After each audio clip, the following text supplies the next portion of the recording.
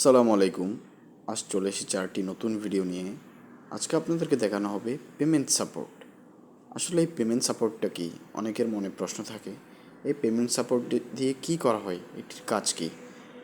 Payment support হলো মূলত অনেক সময় আমাদের যখন রিচার্জ করার সময় নেটওয়ার্ক জনিত সমস্যার কারণে অথবা সার্ভারের কোনো প্রবলেমের কারণে অথবা অন্য কোনো কারণে টাকাটি অথরাইজড হয়ে যায়। এই অথরাইজড হওয়ার মানে হচ্ছে কার্ড আপনার অ্যাকাউন্ট থেকে টাকা কেটে ফেলবে, কিন্তু কাস্টমারের কার্ডে রিচার্জ হবে না।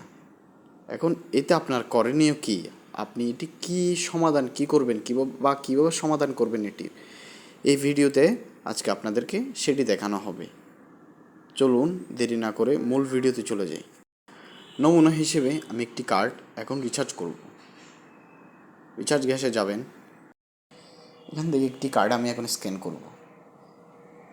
স্ক্যান করার পর দেখেন কি হয়।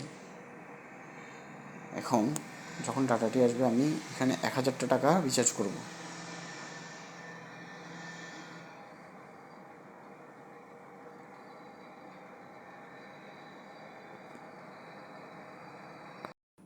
এই ধাপে এসে আমার থেকে কার্ডটি আরেকবার স্ক্যান করতে হবে।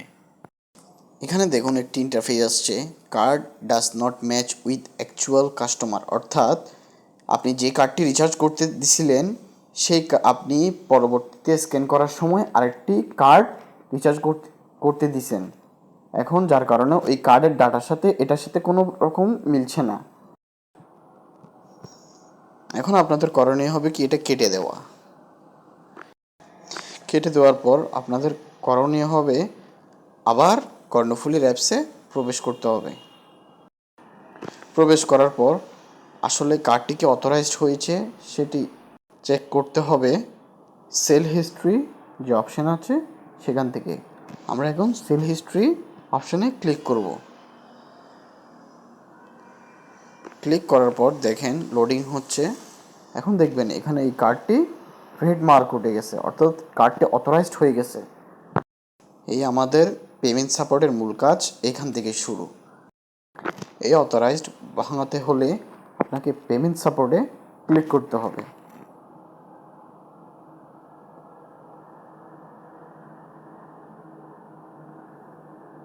পেমেন্ট সাপোর্টে ক্লিক করার পর কার্ডটা আমি একবার স্ক্যান করব।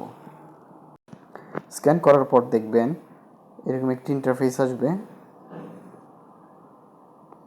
Please do not payment support after 2 minutes and 36 seconds for this prepaid code. অর্থাৎ এই কার্ডটি আপনি পেমেন্ট সাপোর্ট করতে পারবেন 2 মিনিট 36 সেকেন্ড পর। অনেক সময় দেখায় 3 মিনিট, 1 মিনিট, 4 মিনিট। তো আপনাদের করতে হবে কি, এই সময়টুকু অপেক্ষা করতে হবে। এই সময়টুকু হয়ে গেলে আপনাদেরকে পেমেন্ট সাইটে প্রবেশ করতে হবে। প্রথমে একবার স্ক্যান করতে হবে, পরপর আরও একবার স্ক্যান করতে হবে। স্ক্যান করার পর দেখবেন এরকম একটি ইন্টারফেস আসবে, পেমেন্ট ক্যাপচার সাকসেসফুলি, অর্থাৎ ওকে ক্লিক করবেন। অর্থাৎ এটি হয়ে গেছে, অথরাইজ ভেঙে গেছে। এতটুকুতেই পেমেন্ট সাপোর্টের কাজ শেষ। আপনারা চাইলে আবার সেল হিস্ট্রিতে ঢুকে ওই কার্ডটি রেড মার্ক আছে কি না সেটি চেক করতে পারবেন। দেখুন রেড মার্কটি নেই। এই রেড মার্কটি চলে গেছে মানে বুঝবেন অথরাইজ ভেঙে গেছে, কাজ শেষ। এখানে আরেকটি বিষয় আছে, সেটাও আপনাদেরকে দেখিয়ে দিব। আমি ভিডিওটা বেশি লম্বা করব না, কারণ অনেক লম্বা হয়ে যাচ্ছে ভিডিওটা। আমি কার্ডটি স্ক্যান করার মাধ্যমে দেখাই দিব। স্ক্যান করব কার্ডটি একবার। স্ক্যান করার পর প্রথমে একটি কার্ড স্ক্যান করলাম। স্ক্যান করার পর আমি একটা অ্যামাউন্ট বসাই। দেখেন আমি এখানে 1500 টাকা বসাইছি। 1500 টাকা বসানোর পর সব কিছু রিচার্জ করার জন্য যা যা দেওয়া দরকার আমি এখানে দিয়ে দিব। রিচার্জ করার জন্য যা যা আমার দেওয়ার দরকার ছিল আমি দিয়ে দিয়েছি। এখন ডান দিয়ে দিব। ডান দেওয়ার পরে কি হয় দেখেন, যখন স্ক্যান করবেন দ্বিতীয়বার আপনি এখানে যদি এই সমস্যাটা দেখেন, এই সমস্যাটি হওয়ার মূল কারণ হচ্ছে আপনারা প্রথমে যে কার্ডটি রিচার্জ করতে দিছিলেন, আপনি দ্বিতীয়বার যখন স্ক্যান করছেন সেটি প্রথম কার্ডের সাথে কোনোই মিল নেই।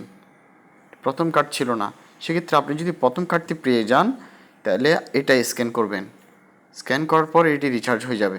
এক্ষেত্রে আর কোনো কিছু করতে হবে না, কার্ডটি রিচার্জ হয়ে যাবে। আজ এতটুকুই। প্রতিবারের মতো বলছি, আপনাদের কোনো সমস্যা হলে সেটা আমাকে কমেন্ট সেকশনে জানাবেন। কোনো প্রবলেম হলে ইনশাল্লাহ আমি তার রিপ্লাই দিব। এবং আমার চ্যানেলটি সাবস্ক্রাইব করে দিবেন, লাইক করবেন, কমেন্ট করবেন এবং শেয়ার করে দিবেন, যাতে আমি উদ্বুদ্ধ হয়ে আরও নতুন কিছু আপনাদের জন্য বানাতে পারি। ধন্যবাদ আমার ভিডিও দেখার জন্য। আসসালামু আলাইকুম।